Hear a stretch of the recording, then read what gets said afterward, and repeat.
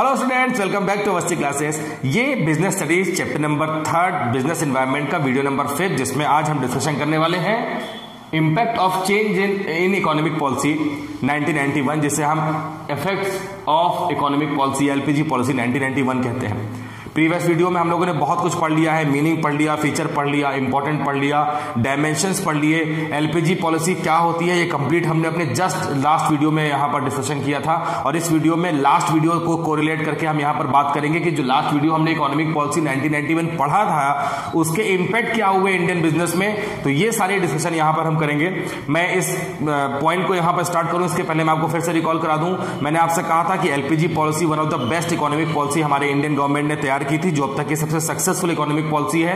इसमें बहुत सारे रिफॉर्म्स हुए थे, बहुत सारे major changes government of India ने किए थे, बहुत सारे बैरिकेड्स वहां पे लाइसेंसिंग पॉलिसी जो रिजिड रूल थे, जो एटीट्यूड था गवर्नमेंट का, वो सब कुछ चेंज हुआ वहां पर। और उसका रिजल्ट ये मिला कि इंडियन जो बिजनेस की ग्रोथ है वो काफी ग्रो हुई, इंडियन इकोनॉमी काफी ग्रो में चली गई, जीडीपी इंक्रीज हुई। तो ये positive changes government of India ने किए थे। तो आज हम यहाँ पे वही डिस्कशन करेंगे कि चेंजेस होने के बाद से क्या क्या इंपैक्ट बिजनेस के ऊपर आए हैं। जल्दी से चलते हैं। पॉइंट नंबर फर्स्ट में लिखा है इंक्रीजिंग कंपटीशन। तो अगर हम ये सारे पॉइंट्स को ऐसे समझने की कोशिश करें कि 91 के पहले क्या था, न्यू इकोनॉमिक पॉलिसी 91 आने के पहले क्या था, 91 के बाद जो न्यू इकोनॉमिक पॉलिसी आई इसमें क्या चेंजेस हुए। तो पहला पॉइंट आप देख रहे हैं लिखा है इंक्रीजिंग कंपटीशन। इंक्रीजिंग कंपटीशन का मतलब है कि 91 के पहले फॉरेन कंपनीज का इंडिया में आना रिस्ट्रिक्टेड था, हम बाहर जाके बिजनेस नहीं कर सकते थे, एक्सपोर्ट इंपोर्ट मार्केट जो था वो बहुत कंजर्वेटिव अप्रोच में चलता था, और जो पीएसयू सेक्टर थे गवर्नमेंट ही सारा काम करती थी। ऐसे में जो प्रोडक्शन थी, जो कंपटीशन था, वो सब बहुत कम लेवल पे चलता था। लेकिन न्यू इकोनॉमिक पॉलिसी आने के बाद में क्या क्या हुआ जल्दी से देख लेते हैं। Competition from the internal market and competition from the MNCs. जैसे ही न्यू इकोनॉमिक पॉलिसी आई, फॉरेन कंपनीज का इंडिया में आना स्टार्ट हो गया, और इसके अलावा जो इंडियन मार्केट था वो भी तेजी से फ्लरिश करने लगा, ग्रो करने लगा, क्योंकि बहुत सारे जो रिजिड रूल थे गवर्नमेंट ने खत्म कर दिए। बिजनेस को एक्सपेंड करने का, बिजनेस को बढ़ाने के लिए गवर्नमेंट ने जो क्राइटेरिया था वो ऑलमोस्ट खत्म कर दिया। आप अपने बिजनेस को किसी भी लेवल तक बढ़ा सकते हैं। तो कंपटीशन जो था वो 2 टियर कंपटीशन था। पहला कंपटीशन वो जो हमें अपने ही कंट्री के लोगों से था, हमें अपने ही कंट्री के मैन्युफैक्चरर्स से, अलग इंडस्ट्रीज से था। और दूसरा कंपटीशन जो हमने फेस किया वो कंपटीशन था फॉरेन कंपनीज जो इंडिया में आकर अपने बिजनेस सेटअप कर रही थी। तो कंपटीशन होना बिजनेस के लिए बहुत अच्छी बात है, क्योंकि जितना ज्यादा कंपटीशन होता है उतना ही बिजनेस और ग्रो करता है, हम और नए नए इनोवेटिव एंड क्रिएटिव आइडियाज के साथ बिजनेस करते हैं। तो कंपटीशन हमने पढ़ लिया, 2 तरीके से बिजनेस का हम फेस कर रहे थे वहां पर, और survive with the latest technology. लेकिन मैंने आपसे कहा कि कंपटीशन में वही सर्वाइव कर पाते हैं जिनके पास में लेटेस्ट टेक्नोलॉजी होती है, और जिनके पास में जो प्रोडक्शन के लिए जो मटेरियल रिसोर्सेज है, जो अवेलेबल रिसोर्सेज है, वो बहुत ज्यादा क्वांटिटी में, बहुत लार्ज नंबर ऑफ क्वांटिटी वहां पे होनी चाहिए। वही बिजनेस सर्वाइव कर पाएंगे इस कंपटीशन में। और ऐसा ही हुआ, मार्केट के जो टेंडेंसी थी वो चेंज हो गई। कॉम्पिटिटिव वर्ल्ड में बने रहने के लिए लोगों ने वहां पे टेक्नोलॉजी को यूज करना शुरू कर दिया। लेटेस्ट टेक्नोलॉजी के साथ में बहुत सारे लार्ज स्टॉक वहां पर वो मेंटेन करने लगे, स्टैंडर्ड का गुड्स प्रोवाइड करने लगे, क्योंकि अब हम नेशनल मार्केट में नहीं, अब हम इंटरनेशनल मार्केट में आ चुके थे। हम फॉरेन कंपनीज जो थी वो हम चीपेस्ट रेट पे गुड्स को प्रोवाइड कर रही थी, और सेम हमने भी वर्क करना शुरू किया। तो लिविंग ऑफ स्टैंडर्ड भी वहां पर बढ़ा, क्वालिटी ऑफ प्रोडक्ट भी वहां पे, काफी सारी चीजें इस कंपटीशन की इंक्रीज होने के साथ में वहां पर इंक्रीज हो गई। तो ये पॉइंट आपको ध्यान रखना है। मैंने आपको इसके पहले भी एग्जांपल दिया, अगर आप प्रीवियस वीडियो देखेंगे तो हमने मारुति सुजुकी का एग्जांपल लिया था। मारुति कंपनी इंडिया की पहली कार मैन्युफैक्चरिंग कंपनी थी। जब उसने देखा कि फॉरेन कंपनीज इंडिया में अपना बिजनेस सेटअप कर रही हैं, तो मारुति ने इस कंपटीशन को पॉजिटिव वे में लिया, और कस्टमर्स को जो डिलीवरी देना शुरू की कार की, वो प्रोडक्शन अपना बढ़ा दिया, और विदाउट एनी डिले कस्टमर्स को, जो मिडिल क्लास फैमिली जो मेंबर्स होते हैं उनके लिए कार सेगमेंट की नई वहां पे सेगमेंट उन्होंने लॉन्च की, और कस्टमर्स को विदाउट एनी डिले कार की डिलीवरी करना स्टार्ट किया। मारुति अभी भी हमारे इंडिया की one of the best car manufacturing company count की जाती है। तो ये पॉइंट नंबर फर्स्ट हो गया। अगर हम पॉइंट नंबर सेकंड में चलते हैं तो लिखा है more demanding customers. More demanding customers का मतलब हो गया कि पहले शॉर्टेज होती थी प्रोडक्शन की। जब हम कोई गुड्स मैन्युफैक्चरिंग करते थे, तो जब हम किसी भी गुड्स का मैन्युफैक्चरिंग करते थे, तो गुड्स की मैन्युफैक्चरिंग क्योंकि इंडियन लोग ही कर पाते थे, जो इंडियन प्रोड्यूसर थे। और हमने पढ़ा था कि बहुत सारे लोग इन्वेस्टमेंट नहीं करना चाहते थे क्योंकि गवर्नमेंट की पॉलिसी इतनी रिजिड थी, बहुत सारी लीगल फॉर्मेलिटीज थी, तो कुछ ही लोग थे जो इन्वेस्टमेंट करके और बड़े बिजनेस को करते थे। और क्योंकि वहां पे अगर ऐसा कम लोग करते थे तो स्कैर्सिटी ऑफ रिसोर्सेज हो जाता था, अवेलेबिलिटी ऑफ रिसोर्सेज नहीं था, जो गुड्स बन के निकलता था उसमें शॉर्टेज रहती थी। लेकिन आफ्टर इकोनॉमिक पॉलिसी आने के बाद में मैंने आपसे कहा कि फॉरेन कंपनीज का भी इंटरेक्शन हो गया हमारे बिजनेस के साथ में, और जो गुड्स की शॉर्टेज थी वो अब गुड्स की सरप्लस में कन्वर्ट हो चुका था। ये मेजर रिफॉर्म वहां पर हुआ। तो ये लिखा है बिफोर एलपीजी प्रोड्यूसर बिकम की पर्सन। पहले क्या होता था, 91 के पहले जो गुड्स को मैन्युफैक्चरिंग कर रहा है, जो प्रोड्यूसर है, वो ही किंग पिन था मार्केट में।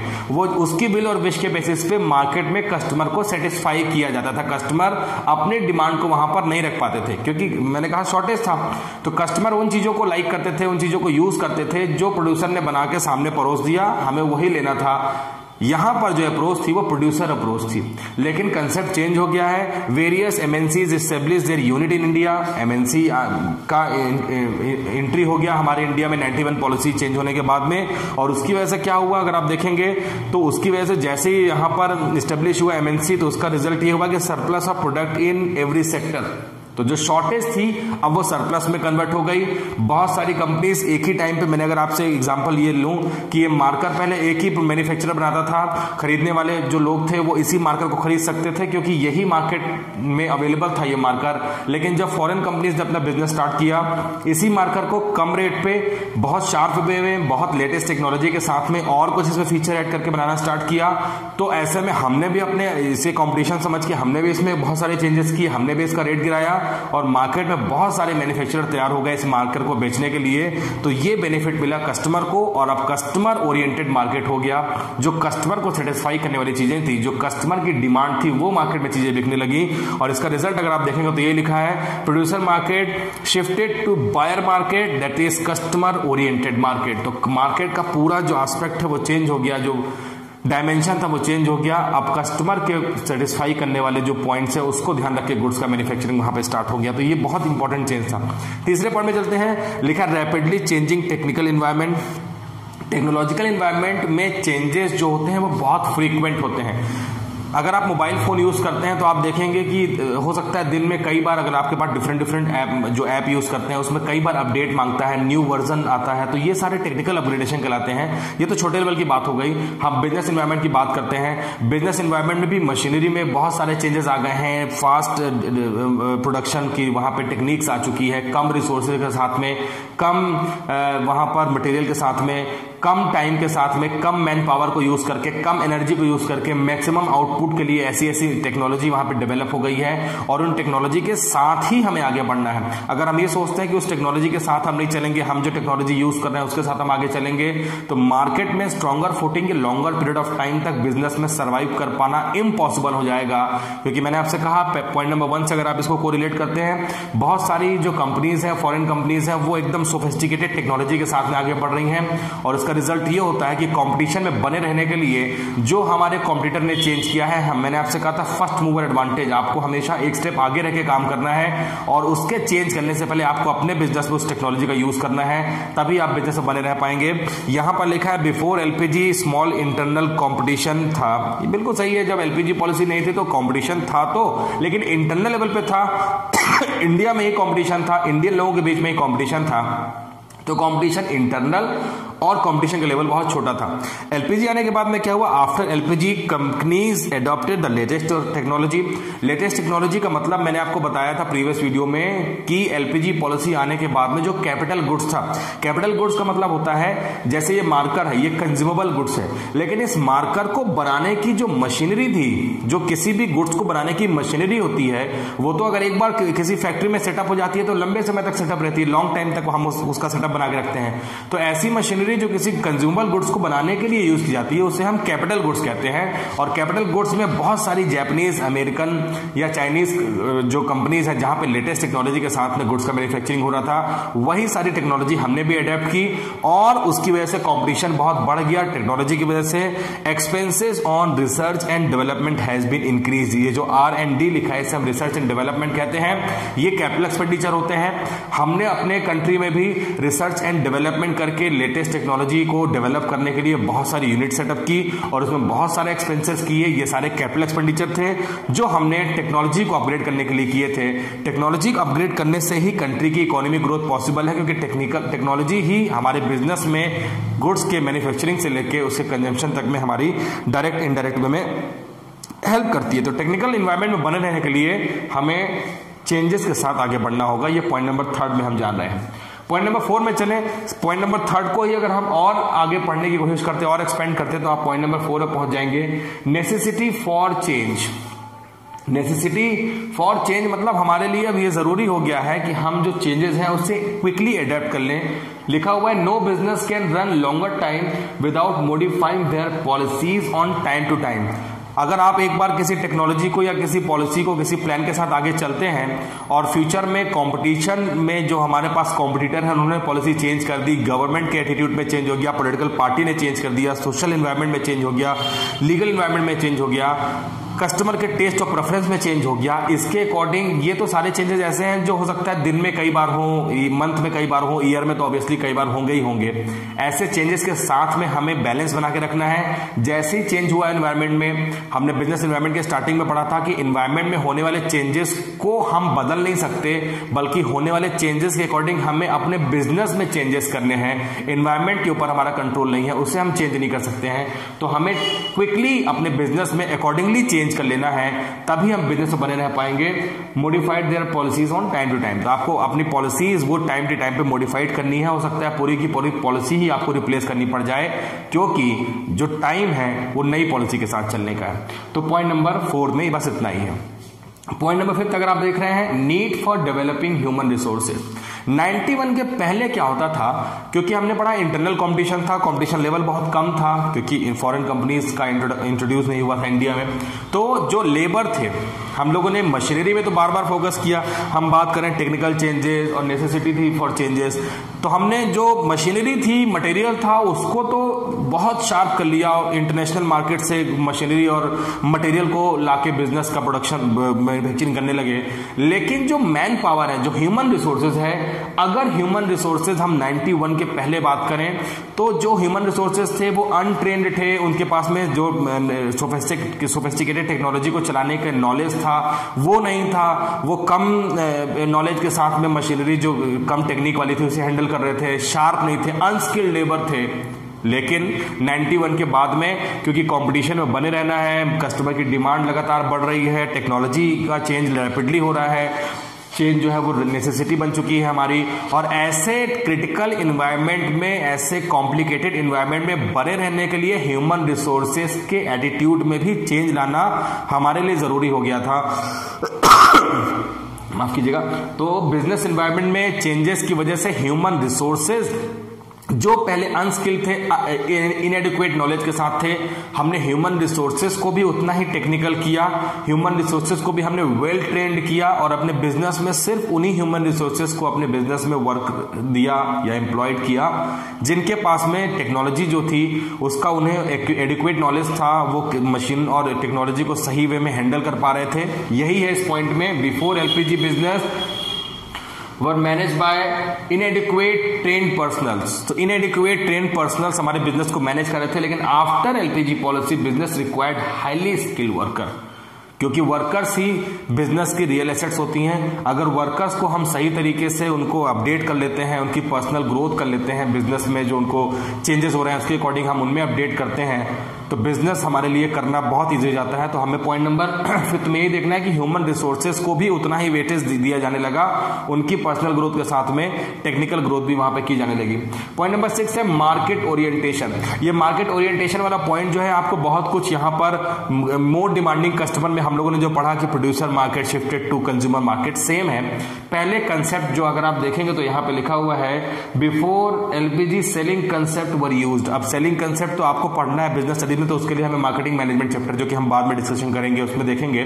सेलिंग कंसेप्ट का छोटा सा मतलब बता देता हूं। सेलिंग कंसेप्ट का सिंपल मतलब है जब मैन्युफैक्चरर किसी भी गुड्स का प्रोडक्शन ये सोच के कर दे कि वो मार्केट में किसी तरीके से बिक ही जाना है, क्योंकि यहां पर कस्टमर की ओपिनियन नहीं है, बल्कि जो सेलर है उसको उसके हिसाब से बना है कि हाँ मैं इसे किसी भी तरीके से मार्केट में बेच दूंगा, सस्ते रेट पे बना के, ऑफर लगा के, कुछ ना कुछ करके मार्केट में इसको बेच दूंगा, उसे हम सेलिंग कंसेप्ट कहते हैं। इस कंसेप्ट में जो कस्टमर्स है उसका सेटिस्फेक्शन का ध्यान बिल्कुल नहीं रखा गया है। यहां पर पूरा जो ध्यान रखा गया वो मैन्युफैक्चरर का ध्यान रखा गया। मैन्युफैक्चरर की बिल और वेस्ट के बेसिस पे जो बना के बेचा चाहे बिक सकता है, लेकिन मार्केट का सही डेफिनेशन ये नहीं रह गया है अभी क्या हो गया, but now marketing concept is followed. Marketing concept में कस्टमर ओरिएंटेड मार्केट, कस्टमर को सेटिस्फाई करने वाले मार्केट, कस्टमर की विल और विश पे चीजों के कस्टमर जो डिमांड करेगा वो आपको मैन्युफैक्चरिंग करनी है। जो आप बेचना चाहते थे, कस्टमर नहीं खरीदना चाहता था, उसका मैन्युफैक्चरिंग आपको बिल्कुल नहीं करना है। तो मार्केट का पूरा थीम चेंज हो गया है। यहां पर कस्टमर के सेटिस्फेक्शन को हमने इंपॉर्टेंट देना स्टार्ट कर दिया एलपीजी पॉलिसी चेंज होने के बाद में। तो कस्टमर ओरिएंटेड मार्केट अब बिजनेस एलपीजी पॉलिसी में चलने लगा है। नेक्स्ट पॉइंट है loss of budgetary supports of PSU public sector. Public sector का मतलब होता है जो सेक्टर गवर्नमेंट के पास में हो, क्योंकि प्राइवेटाइजेशन हुआ तो गवर्नमेंट ने अपनी बहुत सारी जो यूनिट थी वो पीएसयू से प्राइवेट सेक्टर में, जैसे हमने डिसइन्वेस्टमेंट पढ़ा था, उसमें शिफ्ट कर दी। उसमें हमने ये भी पढ़ा कि अगर 51% से ज्यादा का ओनरशिप हो जाती है प्राइवेट सेक्टर का, तो असली ओनर प्राइवेट सेक्टर वाला माना जाएगा। तो ये सारे चेंजेस हुए। लेकिन एलपीजी पॉलिसी आने के पहले जो गवर्नमेंट थी वो हमेशा ऐसे बजट बनाती थी, ऐसा उसका जो वर्क करने का जो स्टाइल था कि excess of income over expenditure, excess of expenditure over income हो जाता था। मतलब कि खर्चा ज्यादा और इनकम कम हो जाती थी, जिसकी वजह से घाटे का मतलब कि लॉस का बजट वहां पे बनता था, डेफिसिट बजट बन जाता था। और गवर्नमेंट अपने इस जो पीएसयू सेक्टर काम करते थे उनको एक्स्ट्रा फंडिंग देने के बाद में, एक्स्ट्रा फीड कराने के बाद में अपने इस काम को वहां पर कहना चाहिए कि छुपाने की कोशिश करती थी। लेकिन अब थीम चेंज हो गया, क्योंकि प्राइवेट सेक्टर वाले उतने ही बजट में अच्छे से काम कर रहे थे, तो पब्लिक सेक्टर भी अब उतने ही बजट में रिसोर्सेज का सही यूटिलाइजेशन करके, रिसोर्सेज का सही वे में प्रोडक्शन में टेक्निक यूज करके उसका शार्प वे में प्रोडक्शन करना था। तो यहां लिखा हुआ है before LPG PSU were used to be made good by government by sanctioning special fund। Special fund कर देने के बाद में जो बैड थिंग्स है उसे हम अच्छे में कन्वर्ट कर लेते थे। लेकिन एलपीजी पॉलिसी आने के बाद में गवर्नमेंट भी पैरेलल वे में चलने लगी। प्राइवेट सेक्टर जैसे वर्क कर रहे थे कम रिसोर्सेज के साथ में और लेटेस्ट टेक्नोलॉजी के साथ में शार्प वर्क कर रहे थे, सेम थीम सेम एटीट्यूड वहां पर गवर्नमेंट ने भी हायर कर लिया और वैसे ही वर्क अप कर रही है गवर्नमेंट। कहना चाहिए कि गवर्नमेंट का भी जो स्टेटस है, गवर्नमेंट की जो कंडीशन है वो भी काफी इंप्रूव हुई एलपीजी पॉलिसी आने के बाद में। और लास्ट है export a matter of survival. Foreign companies I, foreign companies के साथ में मैंने कहा कैपिटल गुड्स आया। इंडियन जो बिजनेसमैन थे उनके कॉन्फिडेंस लेवल में काफ़ी इंक्रीज हुआ, वो काफ़ी कॉन्फिडेंटली चीज़ों को वहाँ पे हैंडल करना सीख गए। कंपटीशन कैसे फेस करना है, नई टेक्नोलॉजी कैसे यूज़ करना है, ये सब कुछ हमारे इंडियन बिजनेसमैन जान गए।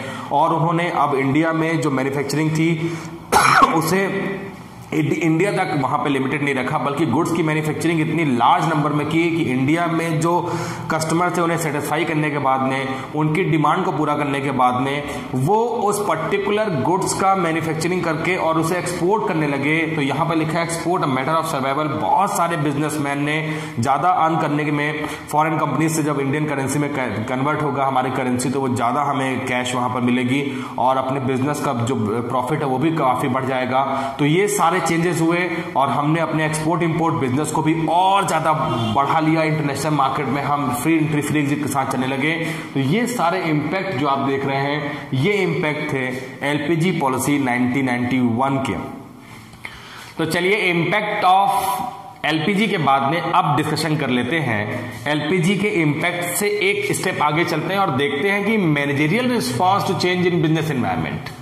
मैनेजरियल रिस्पांस में क्या चेंज आया। अभी तो हमने जो एलपीजी का इंपैक्ट था वो देखा कि ऑल जो बिजनेस प्रैक्टिसेस थी पूरे कंट्री में क्या चेंजेस आए, क्या क्या चेंजेस करने पड़ गए बिजनेस के लिए। तो हमने देखा कि टेक्नोलॉजी में चेंज करना पड़ गया, कंपटीशन बढ़ गया और बहुत सारे चेंजेस देखे। अब देखते हैं कि मैनेजरियल स्किल में क्या क्या चेंजेस आए। तो पहला पॉइंट अगर आप देखेंगे तो लिखा है डाइवर्सिफिकेशन।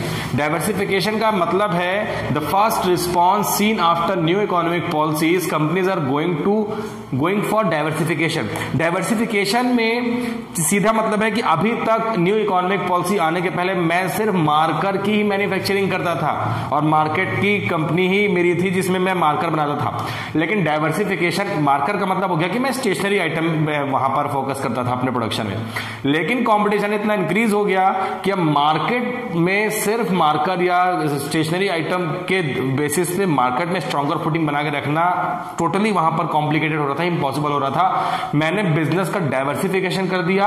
मैं मार्केट में अब इस मार्कर के साथ में इस बॉटल की मैन्युफैक्चरिंग भी करने लगा, साथ में मैं मान लेते हैं कि इस कैलकुलेटर की मैन्युफैक्चरिंग भी करने लगा। मतलब मैंने अपने बिजनेस को डाइवर्सिफाई कर दिया। आप लोगों ने भी बहुत सारे एग्जांपल वहां पर देखे।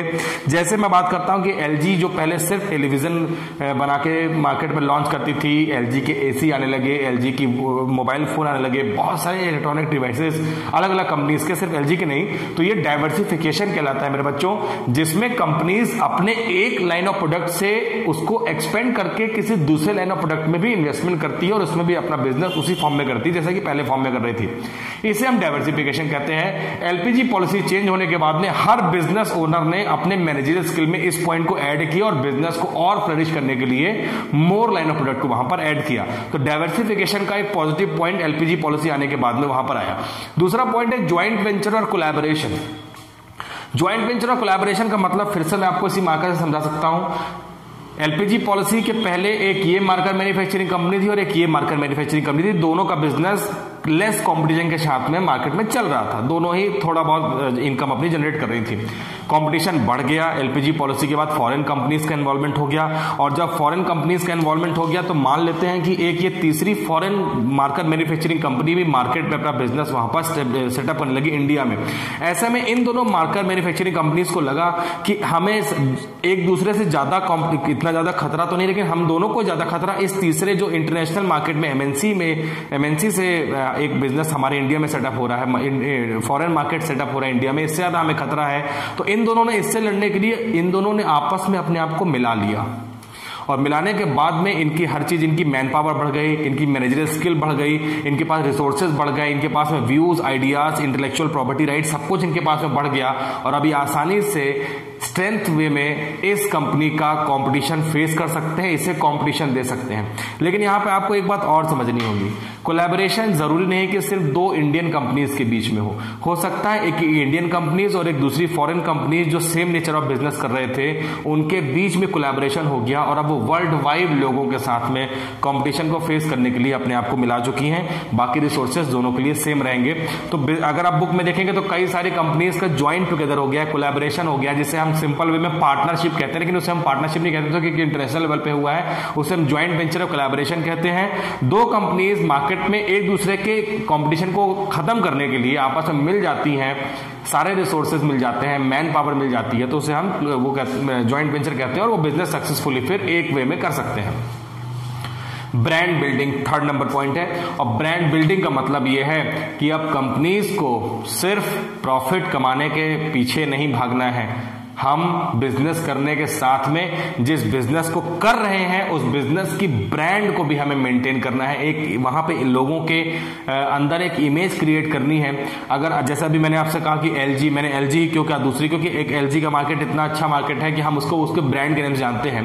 ऐसी बहुत सारी इलेक्ट्रॉनिक कंपनीज हैं, ऐसी बहुत सारी आप लोग कार देखते होंगे, बाइक देखते होंगे, लोग पर्टिकुलर ब्रांड की तरफ जाते हैं। आप बहुत सारे जो जीन्स पहनते हैं, टी शर्ट्स पहनते हैं या शूज पहनते हैं, वो आप या वॉचेस पहनते हैं, तो ये सारे आप किसी ब्रांड के पीछे जाते हैं। मतलब आपके दिमाग में एक ब्रांड का इमेज बन रखा है और आप उसके ऊपर इतना ज्यादा डिपेंडेंट है, इतने रिलायबल हैं आप उसके लिए कि आप उन्हीं चीजों को यूज करते हैं। कंपनीज ने भी ब्रांड में खर्चा करना स्टार्ट किया, एक्सपेंडिचर करना स्टार्ट किया और अपने बिजनेस की गुडविल को थ्रू ब्रांड उन्होंने और फ्लरिश करने की कोशिश की। तो ब्रांड का मतलब है focus on promotional activity such as advertisement, sales, promotion. तो ब्रांड कैसे इंक्रीज होगा, कैसे हम अपने ब्रांड को लोगों तक पहुंचाएंगे, उसके लिए हमें सेल्स प्रमोशन का, एडवर्टीजमेंट का सहारा लेना होगा, हेल्प लेनी होगी।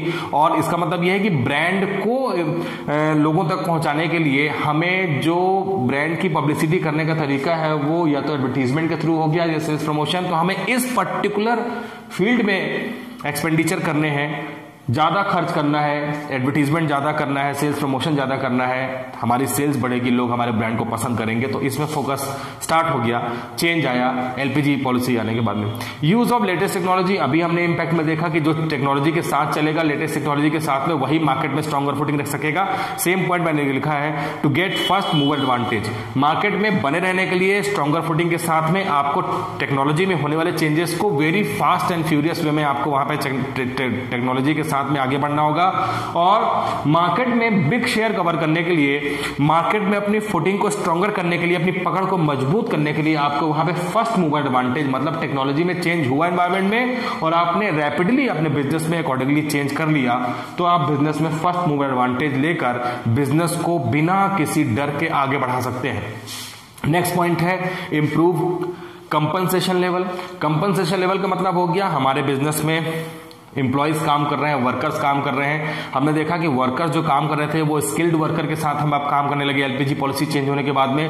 वर्कर को जो हम compensation, wages, salary, incentive provide कर रहे थे, कंपटीशन बढ़ने के साथ में हमें इंप्रूव्ड वे में वर्कर्स की टेक्निकल नो हाउ को बढ़ाना पड़ा, जिसकी वजह से वर्कर्स की डिमांड तो बढ़ी टेक्निकल वर्कर की, लेकिन टेक्निकल वर्कर की डिमांड तभी बढ़ी जब हम कस्टमर्स को मॉनेटरी वे में सेटिस्फाई कर पाएंगे, तभी कोई कस्टमर हमारे वर्कर हमारे बिजनेस में आके हमारे साथ जुड़ेगा। ऐसे में हमने सैलरी के अलावा वर्कर्स या एम्प्लॉयज के लिए इंसेंटिव आइटम वहां पे रख दिए, बहुत सारे ऐसे प्रमोशनल टूल उनके रेम्युनरेशन को बढ़ाने के लिए कर दिए। Companies are following performance like bonus schemes, incentive etcetera, तो बहुत सारी बोनस स्कीम लगाए और परफॉर्मेंस बेस कर दिया, जितना अच्छा परफॉर्मेंस उसके बेसिस पे उनकी सैलरी फिक्स कर दी।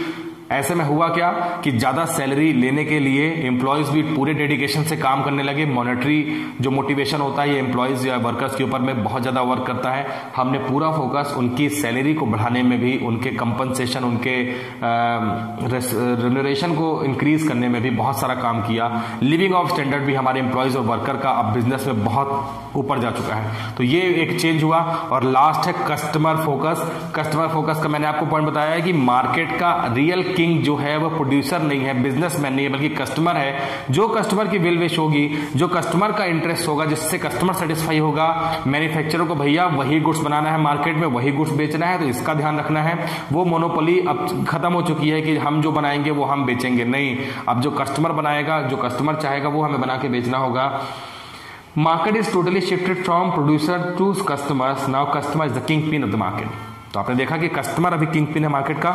एक छोटा सा कंक्लूजन जल्दी से मैं पढ़ देता हूं कि जो चेंजेस हुए इस एनवायरनमेंट में पूरे चैप्टर में हमने देखा, ये चैप्टर का ऑलमोस्ट लास्ट है। इसके बाद एक छोटा सा हम वीडियो अपलोड करेंगे जिसमें हम डीमोनेटाइजेशन, जो नोटबंदी हुई थी, उसके बारे में थोड़ा सा जानने की कोशिश करेंगे कि नोटबंदी क्या होती है, डीमोनेटाइजेशन क्यों हुआ था, उसके क्या क्या इंपैक्ट या एस्पेक्ट हुए थे, क्या क्या कॉन्सिक्वेंसेज अराइज हुए थे, ये सब हम उस वीडियो में देखेंगे।